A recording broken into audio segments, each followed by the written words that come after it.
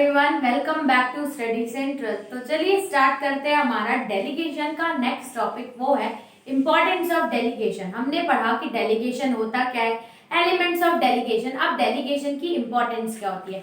वैसे तो बुक में 7 पॉइंट्स दिए हैं, लेकिन अगर आप 5 करते हैं तो इनफ है। इतना ज्यादा उसमें से क्योंकि सब इंटर रिलेटेड है तो इतने ज्यादा पॉइंट्स रिमेंबर करने की जरूरत नहीं है।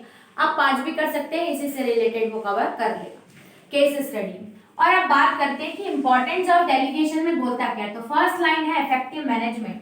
इफेक्टिव मैनेजमेंट में आप ये एक्सप्लेनेशन दे सकते हैं कि डेलीगेशन में होता क्या है, सुपीरियर अपने वर्क डेलीगेट करता है, मतलब सबऑर्डिनेट को पास करता है। अब इससे क्या है, उसके पास बहुत ही ज्यादा टाइम बच जाता है और अननेसेसरी वर्क वो किसी और को दे देता है। इसके टाइम बचने से वो बहुत सारे इंपॉर्टेंट वर्क पे कंसंट्रेट कर सकता है। इसके कारण उसकी मैनेजमेंट का लेवल बहुत अच्छा हो जाएगा और बहुत अच्छे तरीके से मैनेजमेंट काम करेगी। इसीलिए ये डेलीगेशन की इंपॉर्टेंस में लिया गया है इफेक्टिव मैनेजमेंट। सेकेंड पॉइंट बोलता है एम्प्लॉइज डेवलपमेंट। एम्प्लॉइज डेवलपमेंट अब आप बोलेंगे इसमें कैसे होता है।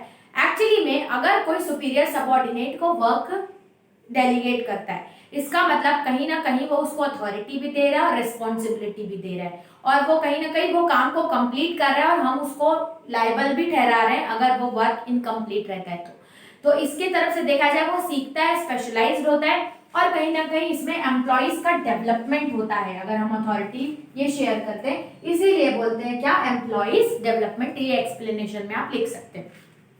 थर्ड पॉइंट बोलता है motivation of employees. Motivation of employees मतलब कि अगर कोई सुपीरियर सबऑर्डिनेट को वर्क डेलीगेट करता है या लोअर लेवल में वर्क डेलीगेट करता है तो वो इम्पोर्टेंट, वो फील करते हैं कि दे आर बीइंग अप्रिशिएटेड, या बोल सके कि उनकी इंपॉर्टेंस फील होती है उस ऑर्गेनाइजेशन में। उनको वर्क अगर हम दे रहे हैं, हम उनको रिस्पॉन्सिबिलिटी दे रहे हैं, हम उनको अथॉरिटी भी दे रहे हैं, उनको राइट दे रहे हैं, पावर्स दे रहे हैं, तो in that case employees feel motivated and they work harder and they get specialized in that particular field। इसलिए बोल सकते हैं कि ये काम करता है as an motivation of employees.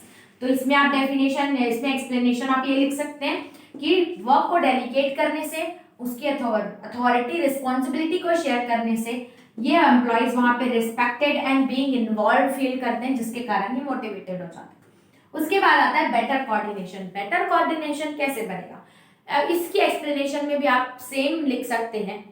ये बोला जाता है कि जब सुपीरियर सबऑर्डिनेट को वर्क डेलीगेट करता है, उनको काम देता है, इसका मतलब वो कहीं ना कहीं चेक भी करता है या बाकी चीजों को भी मैनेज करता है, और अगर वो आंसरेबल होते हैं, वो काम नहीं हुआ तो कहीं ना कहीं उसको पता रहता है मैंने किसको काम दिया है और कौन अकाउंटेबल है उस काम के लिए। इसका मतलब वो सही से कोऑर्डिनेट कर रहा है ना कि who is going to perform which task, और अगर वो टास्क इनकम्प्लीट रहा तो उसको पता रहेगा कि कौन इसके लिए जिम्मेदार होगा।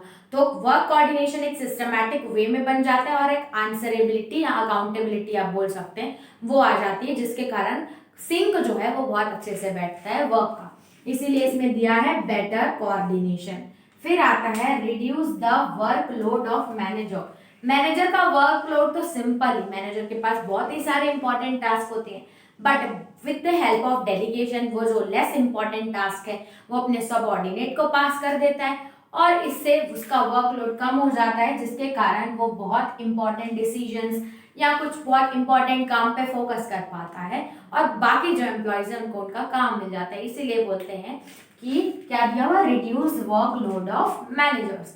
तो ये हमने पढ़े 5 इंपॉर्टेंस ऑफ डेलीगेशन, बहुत ही सिंपल है, आप इसको करो रिवाइज। तक हम इस चैप्टर का लास्ट टॉपिक देखते हैं, centralisation and decentralisation, in the next video. और अगर आपको चैनल पसंद आया हो तो don't forget to subscribe the channel.